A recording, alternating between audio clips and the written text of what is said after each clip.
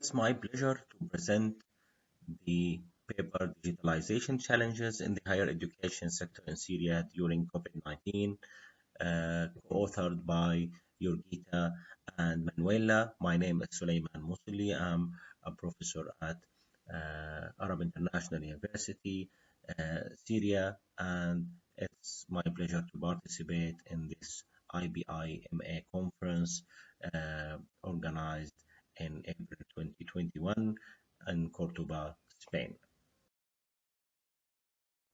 My presentation outline is as follows. First, I'll give a brief background on the Syrian higher education system, and then I'll move to the digitalization status of the Syrian higher education system and how COVID-19 affects the sector.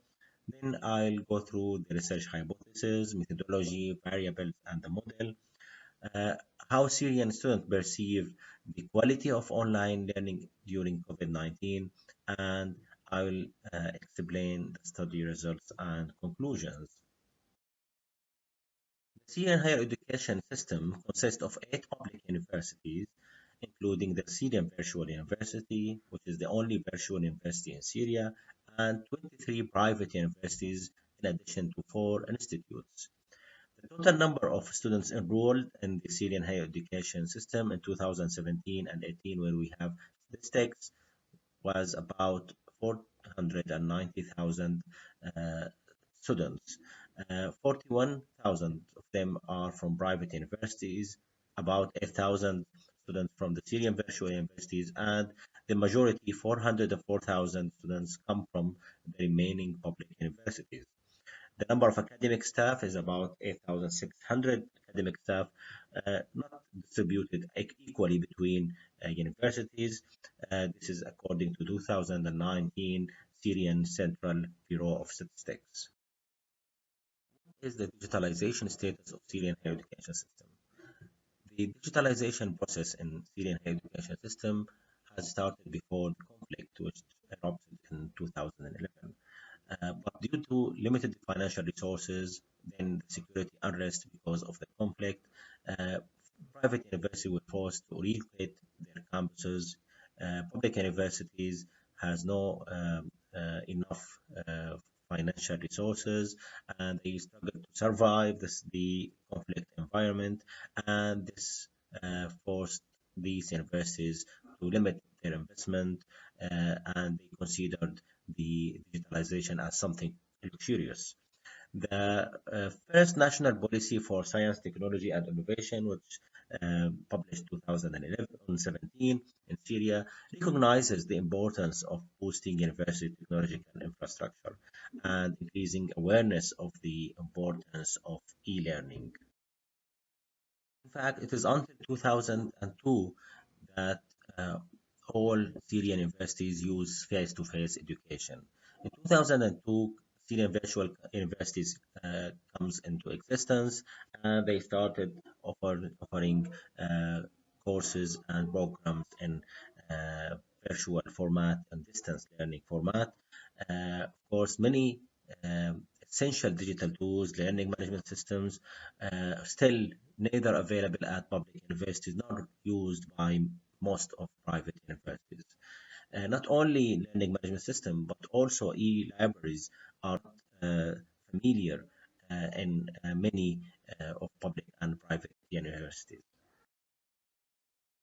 Similar to many parts of the world, teaching was hangout during the spread of COVID-19. The Syrian Ministry of Higher Education and Scientific Research stopped all teaching activities in private and public universities from March 2020 until May 2020. It required the public and private universities to make resources available in digital formats, i.e. PowerPoint presentations, PDFs, and etc. However,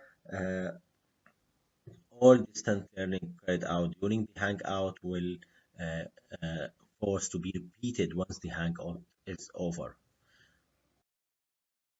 Very general guidelines provided by the Ministry of Higher Education and Scientific Research in Syria give universities flexibility in choosing the approach to respond to to the pandemic.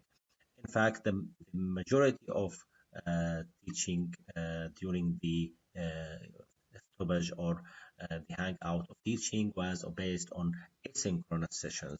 Public universities, academic staff use offline sessions and contact remain through the social media, either Facebook groups or WhatsApp, while some private universities use learning management system in order to um, upload all the teaching materials on them. A very limited number of private universities use synchronous meeting programs such as Zoom in order to follow up students in certain disciplines such as fine arts and architecture.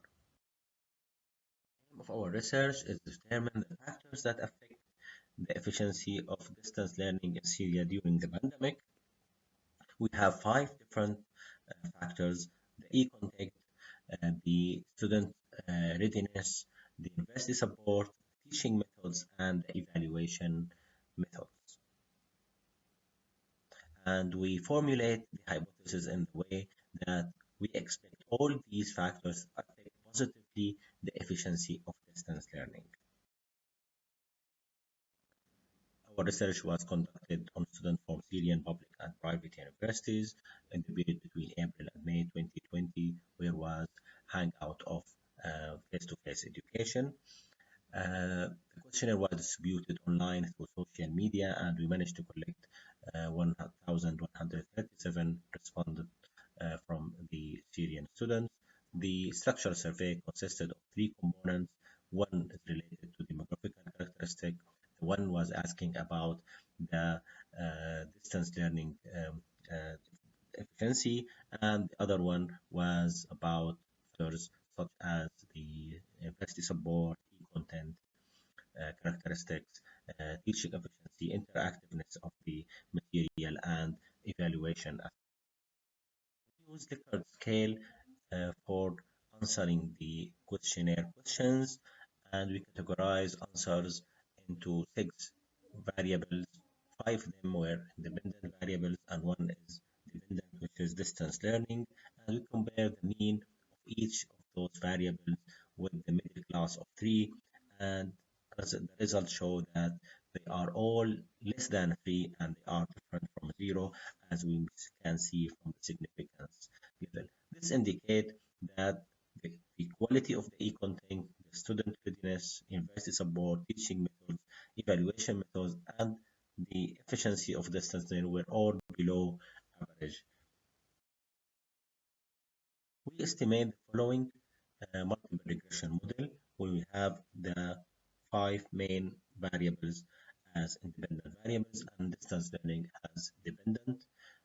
As you can see, we have distance learning equal to alpha plus beta 1, the e-content plus beta 2, the student readiness plus beta 3, university support, etc., until we have the evaluation.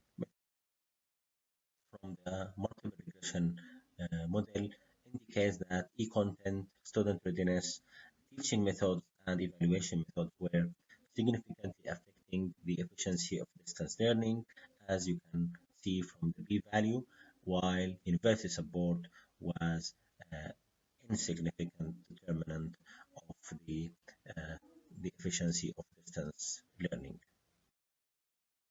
We also investigate the perception of Syrian students regarding problems and barriers of online learning during COVID-19.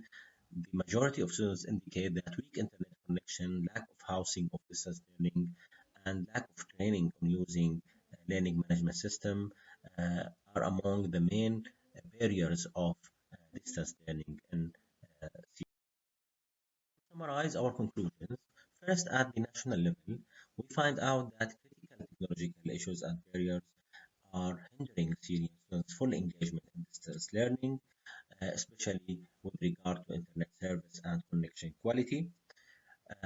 Also, the financial conditions of students during the conflict and costly internet connections are combined to make 69% of students concerned about running out of credit on their phones.